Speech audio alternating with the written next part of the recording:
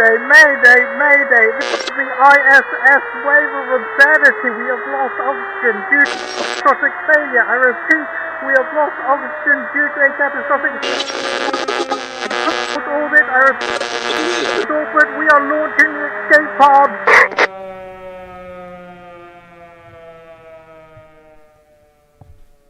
And we're dead. A fortune cookie. So, yes, we have escaped the ISS, and as we're floating around space, we're here to do an escape pod. Now, Phil, what is an escape pod? That is where we both seal ourselves in a box and masturbate till one of us passes out. Sorry, no, that is not. No, this is where we record a little bit of superfluous podcasting, a little something in case during Season 3, which we guarantee will be the epitome of podcasting. This Season 3, should we hit a little personal hurdle, your listening pleasure will not be affected. So before we even record Season 3, we're recording a couple of these little half-hour, little 45-minute things that you can listen to should life go super shitty for one or both of us. Now, you say super shitty, Phil. How about a fortune cookie to dispel any shittiness that people might be feeling today? I feel we should do nothing else than honor the sanctity of the fortune cookie at this time. Okay, I'm going to crack open the fortune cookie, and I totally bought. Just give it some time, it's loading. Right. It's a tough fortune cookie. This just seems like terrible advice. But the fortune cookie beholds. If you haven't got it, just fake it. Well, if that's not the motto of this podcast, I don't know what is.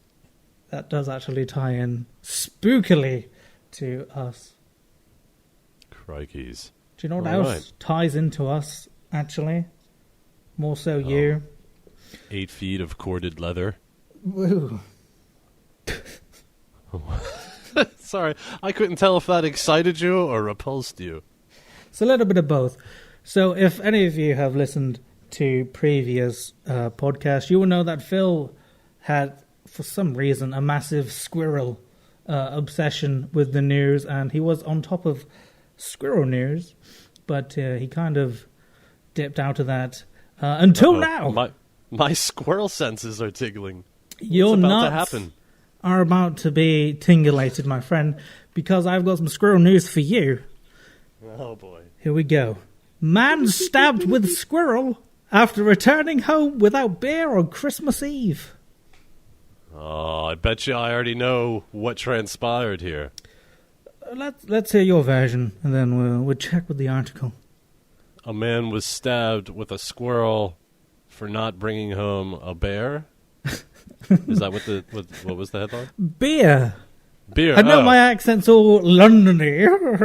Like, it's a beer, it's a beer. Sorry. So, the squirrel was frozen. There have been cases of squirrels being used in assaults before, if you recall. That was a news article we covered. You're wrong. So, I would like to think this squirrel was not inserted in another person in a stabby manner while it was alive. Let's hear the news article. Unfortunately, it is not as wild as that. It was a ceramic squirrel. But why do you play with me like that? You should see the picture on the article. It's a squirrel that's got blood all over it. I don't. It's great reporting. Helen Williams, 44, flew into range after the man had gone to shop to buy alcohol, but found it closed. Wow. I was expecting more. She got set off really easy there. Sorry, no. So she... Would you like some ketchup with that? Yes, please. Oh, I'm sorry. We don't actually have any ketchup. I will kill you with a squirrel! That was really bad reporting on my end. Sorry. A woman allegedly stabbed her partner with a ceramic squirrel after he returned home without a beer on Christmas Eve. Helen Williams, 44, flew into range after the man had gone shopping to buy alcohol but found it closed, according to police reports. She grabbed a ceramic squirrel and hit him over the head before using it to stab him in the shoulder and chest, the report said. Yeah. Have you ever been so mad you just wanted to stab somebody with a squirrel? You got shanked by a ceramic squirrel.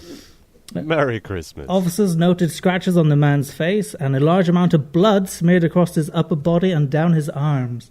Deep cuts were on the man's shoulders and chest, police said. When questioned by police, Miss Williams claimed that the man had fallen and cut himself, despite her hands and clothes being covered in blood. She denied the blood belonging to the wounded man, police said. She was arrested by police and she's being charged with criminal domestic violence and of a high and aggravated nature. And the man... That's a pretty lengthy name for what she's being sentenced for. Where was this? This was in... somewhere. I mean, was it in your country, my country? No, it's American because her bond was $10,000. I see. Probably Alabama, if I know my bonds. No, I don't know. But I forget now why I asked for the location. Welcome to the Wave of Absurdity. So you can avoid podcast. the squirrel stabbers. I guess. Again, she seems set off really easy. Christmas Eve, came home. Sorry, honey. Didn't get a beer. Just get me the squirrel! I guess there wasn't a beer bottle close by for her to break. So she went for the next thing, the closest object. Christ. I have a story for you that involves broken things. Is one your heart? Because if so, I will relish in it. It is. Ooh. I don't know how many I should... I don't. Yes, it is my heart. What? Are you okay? Again, getting off or repulsed? Can't tell. All right, well, I'm just going to jump into it, then. This is a little story. May or may not be something you hear often in the escape pods. We'll see. This is a story of when I was younger. Those of you males in the teenage range that, are trying to court a lady, this might be the story for you. Let me take you back! Take you back to a time when men were men and music was good. 1854? I don't know what year it is. I don't know. It would be... What year would it be? 1991, 2, I don't know. Just when I was born. Yeah, definitely not past 1992.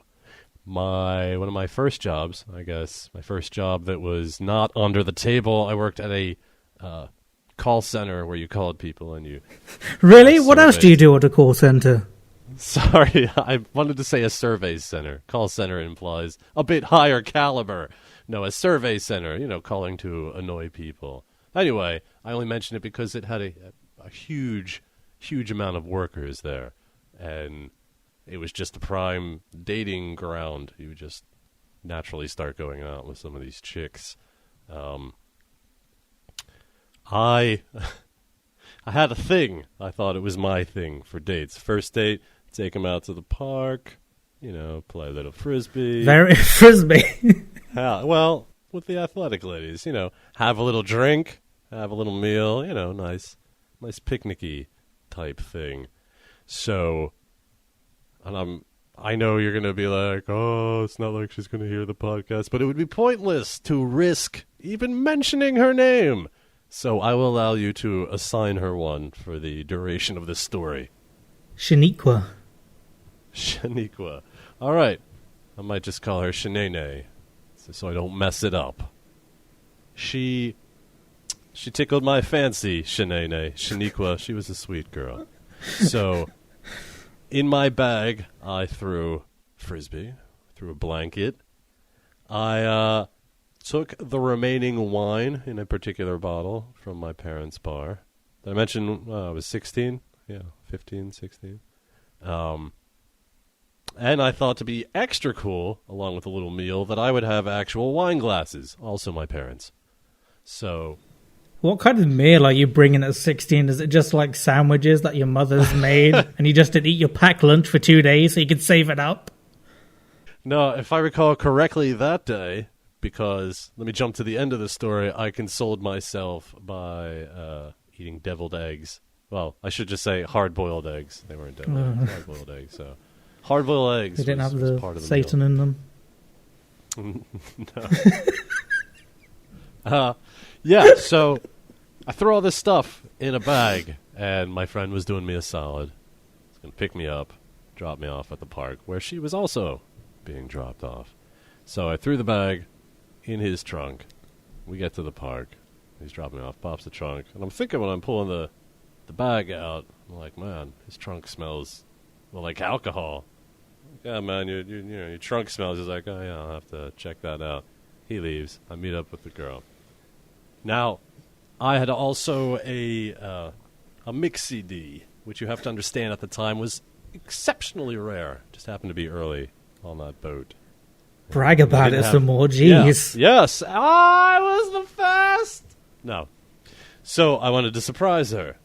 So I told her once we were situated in a little area. It's a nice little beginning to the day. I'm like, yeah. Did you bring out your big boombox and get out your cassette that says songs that remind me about you? Start like, playing it. Killing in the name of... No, it's funny because I didn't have too many CDs at the time. You couldn't really download anything you wanted like these days. So. Troubled times. Yes. So, like, everybody sort of got a variation in my, like, you were guaranteed to get every little thing she does is magic. Like, there was a couple standards just because I didn't have a big selection. Anyway, tangents. Lady in red. I tell her I think I'm being all coy, and we're both, like, kind of in the mood to use alcohol as a little way to loosen up the nerves. We were nervous. Kind of in the mood for some scandalous tomfoolery. Yeah. So, in my excitedness, I guess... You got a boner? I did not realize that there was a particularly wet spot on my bag, you little pervert. So I'm telling her, I'm trying to get her to open the bag. I'm trying to be coy because I wanted to find the CD. And she's like, I'm not really in the mood to eat just yet. And it's like, well, just take a look. She opens, unzips the bag. She's like, what the hell is this? Like, what do you mean, what the hell is this? The glasses had broke. The wine bottle had broke. I'm assuming in my friend's trunk at some point, despite being on a friggin' towel. What kind of just glass bottle just breaks like that? I guess I threw it in there, like, I don't know, excitedly. In the end, it looked like I wanted her to stick her hand in a pile of broken glass. She didn't take too kindly to that. She really thought I was making a sick joke. Plus, not really any alcohol, so that was kind of raw. We just kind of spent, I don't know, not even an hour before she left. And this is kind of a big park. You don't just kind of walk off where she's like, all right, see ya. Like, what, nobody's picking you up? You're just going to walk into the wilderness? So she leaves. I'd walk like a half mile, get to a phone. And then a couple days later at work, I'm known as the guy. I'm like the sick and twisted guy. It's like, yeah. He's like, no, stick your hand in. Like, just give any girls any broken glass, Phil? Like, come on now. You should have kept your wine in a ceramic squirrel. Because if they can handle stabbing a man, then surely they can handle your heavy-handedness. Yeah, but she broke it to stab with. Whereas mine She was didn't even break the squirrel. I thought, in my head, she's like, she smashed it on the table. Oh, like no, she used the whole squirrel. She went in there. That's what you should use for your wine. That's devastating. They just... I bet your mixtape was all ruined as well. All that hard work you put into mixing your tapes is ruined. I don't think she believed my sincere reaction because my first impulse was to laugh when I saw why is she so disgusted? It's a bag full of semen. Surprise! Aborted fetus? No, it's not like there's big heaving, gobs of shards of glass. She just really took unkindly to it. That was going to be the best, Owen.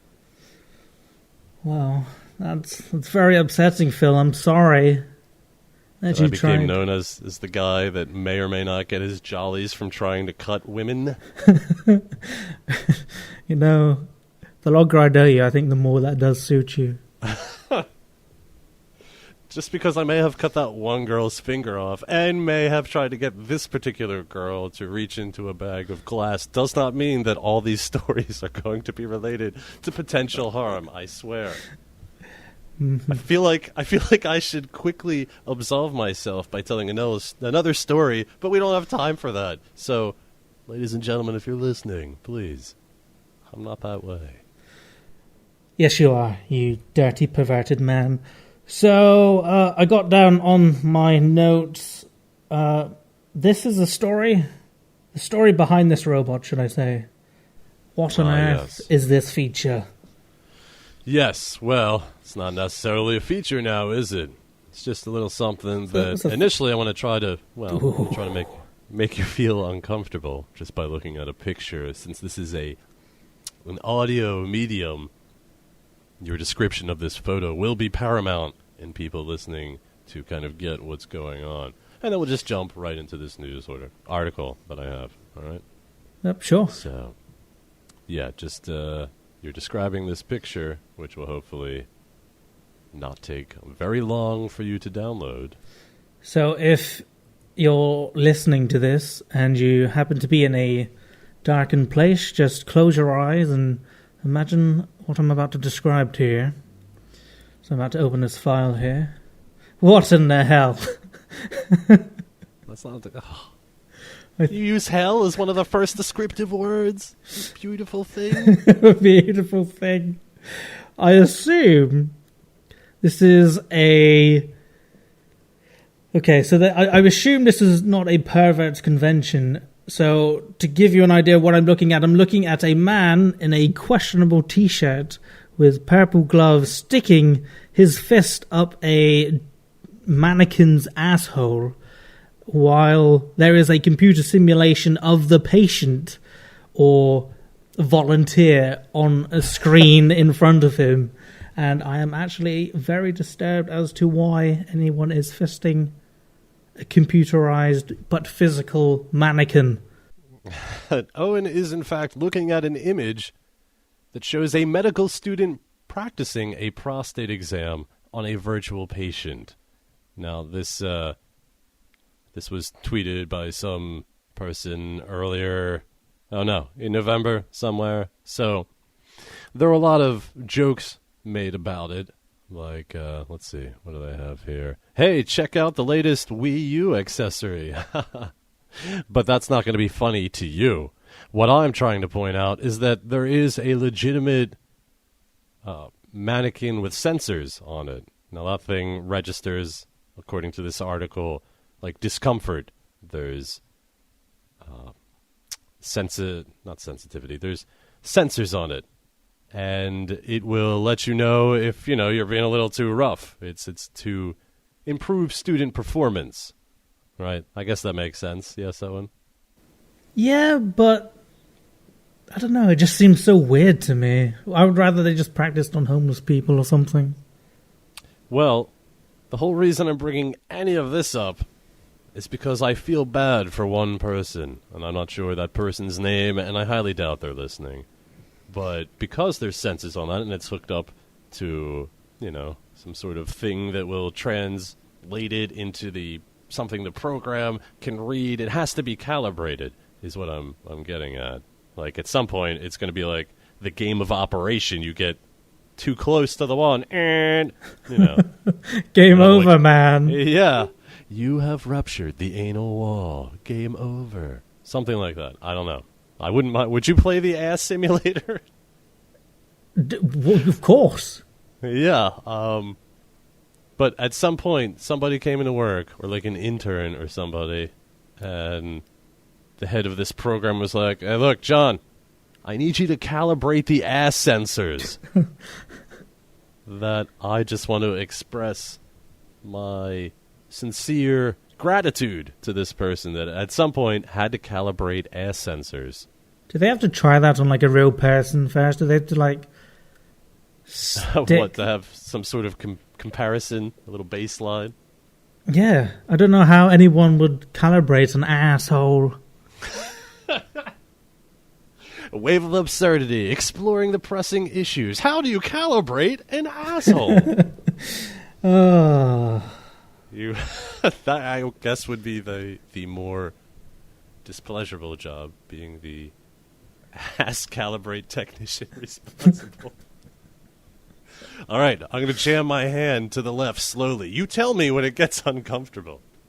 What if they're a sadist? What if the ass calibration's all off? People are getting trained in erroneous ass handling. See, that's why we should use homeless people. Give them a job. Would you stick your hand up a homeless man's ass for science? If I had gloves, what wouldn't I do? Give me 12! What wouldn't I do for a pair of swoop gloves? So really, a lot of things in life for you probably wouldn't be a problem as long as you have gloves. Pretty much. As long as you give me the proper requirements, I'll jump in head first if I need to. And it's got to be the good stuff. All right. Well, if you've ever calibrated an ass sensor, I would love to hear from you. Contact at waveofabsurdity.com. That simple? That simple. We will even have you on the show to calibrate Phil's asshole. I've been calibrating an asshole for 2 seasons now. Hey-o! Whatever else happens in any future recordings, that has made everything all worth it. Thank you, Owen. Mm-hmm. So, what's next on the list for this, our first emergency podcast, which also represents wiping the dust off our little podcasting skills? Well, how are you enjoying floating in this space capsule that we're in? I'm alright. I feel like we were fighting for oxygen in the beginning, but now we've reached a pace. Well, I mean, as we slowly, fly into the sun, we have many games to play. Scrabble, I'm sure we'll be playing later. A bit of charades, that would be fun. But for now, on the list is Would You Rather. Alright, well, speaking of floating into the sun, God, I'm really regretting the whole Shannon. Oh, good. Her name's Shannon, by the way. The Shannon story. Quickly, into the sun. Let's go. Would you, Owen, rather lead, from this point on, a boring life? And by boring, I mean you get to watch TV 1 hour a day, no books. I don't watch TV anyway. But 1 hour of TV, 1 hour in a basketball court with no basketball. All right? That's your option from this point on. Or be reborn with all your memories and urges, but into a baby of the opposite sex. Well, that's an easy one, isn't it? It feels that way. I feel like all the Would You Rathers I read, when I think, I wonder how Owen would respond to them, a lot of them are favorably. Like, all right, for instance, forget that one. I'm sorry. Let's address a little something right now. Let me test my... Oh, no. Let me test my theory. Let me give you another Would You Rather. All right. If you were given the responsibility, would you rather inform a room of first-grade students that their favorite pets have died tragically? Or explain to a room of first-grade students how sex works in graphic detail? How old now, are... But sorry, first grade, before you answer, I assume the person that wrote this, because, I just took it off a site or a book. Oh, wait, quick.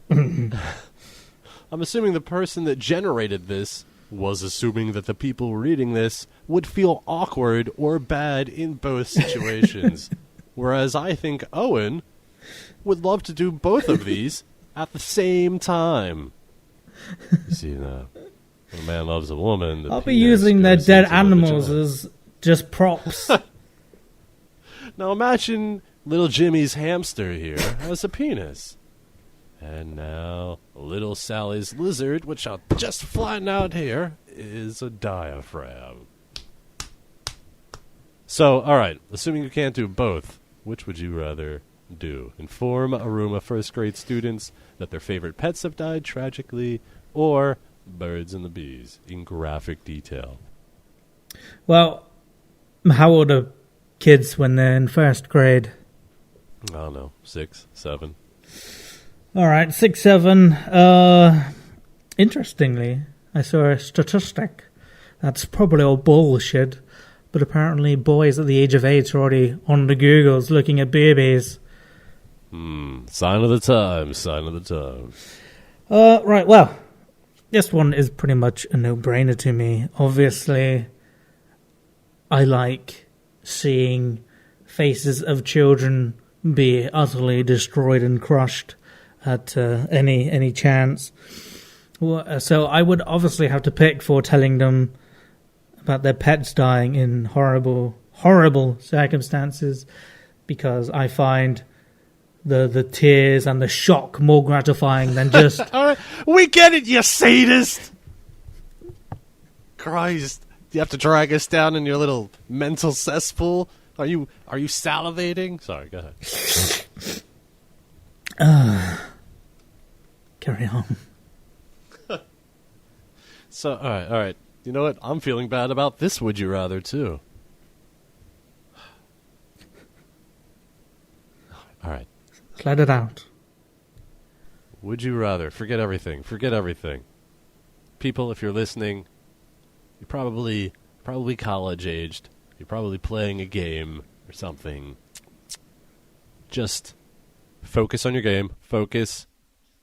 Relax. 3, 2, 1. You have forgotten the last 10 minutes. Owen, would you rather get gas every time you're around the person you're attracted to, or burp after every time you kiss? Huh? Again, is this... They're both positives in my world. The more pain I can inflict on people, the better. It doesn't say fart. It says you get gas. Well, what does that mean?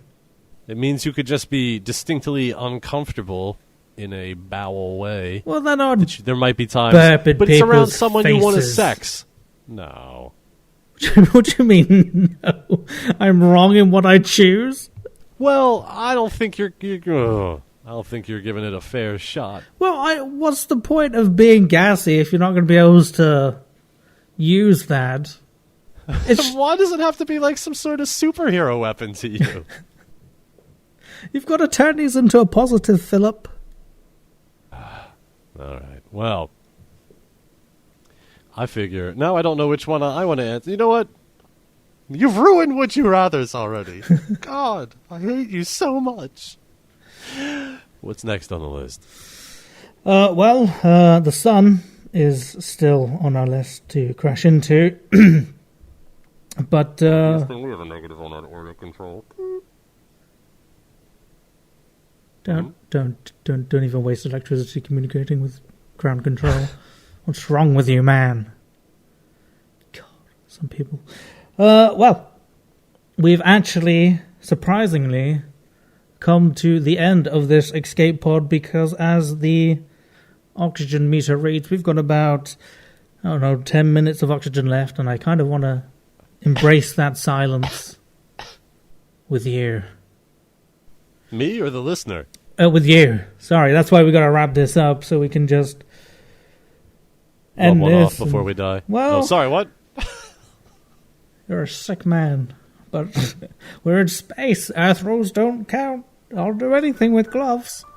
I'm sorry, lady. Sorry about the glove. Well, it's been a pleasure, and as I slowly asphyxiate thank you so much for listening, and I'm sure we will miraculously see you next week.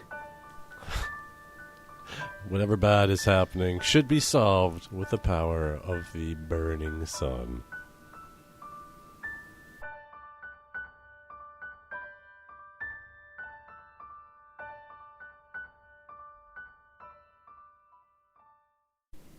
Quick! Roleplay! I can't wait to hear this. We are two.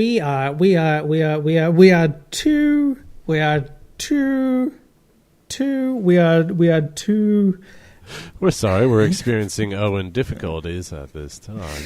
My EXE has stopped responding. We are two wheels on a car that's... the axle's broken, and we're trying to regain control of the car, but one of our tires pops and things. What happened to Hitler?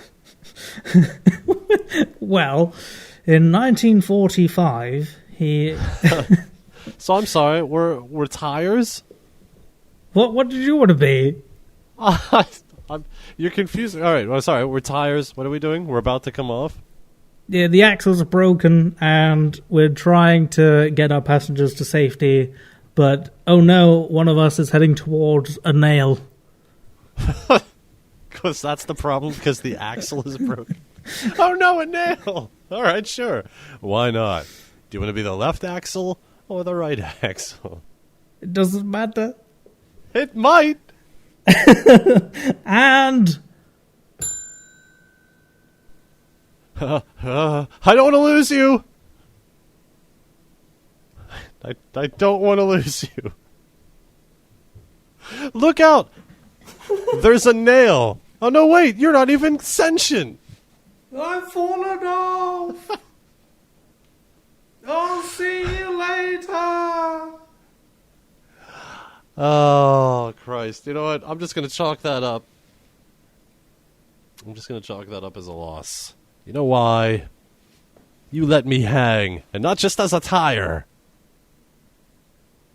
You let too much time go by before speeding away. All right. Well, Hey, look, I would like to point out that as a three-wheeled vehicle will operate just as good as a four-wheeled vehicle. So you lost? Well done. Yeah, I see. You treat the would you rathers like some sort of personal little sadomasochistic jerk fest, and then you're the tire that falls off. Ooh, Owen's big tire roll. Hey, I was safe back there. I can't wait till we die. Neither can I. Oh, look, it's the sun. Hold me. Just no. You know what? I want you to die first. I wish there was some way to generate the type of force needed to make you go faster. Burn, you piece of shit. Burn. Why do all our podcasts end so antagonistically? I hope you die. There's still me, Terfil. There's still me. Well, I hope we're not having serious real-life problems, people. If we are, you better be helping. Good night.